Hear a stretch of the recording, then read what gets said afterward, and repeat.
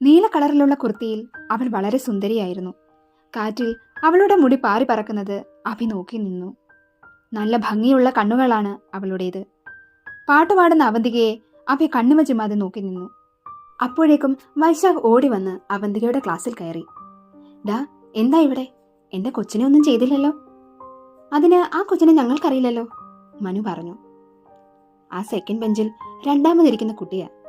വൈശാഖ് അവന്തികയെ ചൂണ്ടിക്കാണിക്കുന്നത് കണ്ട അഭി ഒരു ഞെട്ടലോടെ ചോദിച്ചു. അവന്തികയോ? അതെ. നിങ്ങൾ ഇവിടെ നിൽക്കേ, ഞാൻ അങ്ങോട്ടൊന്ന് ചെല്ലട്ടെ.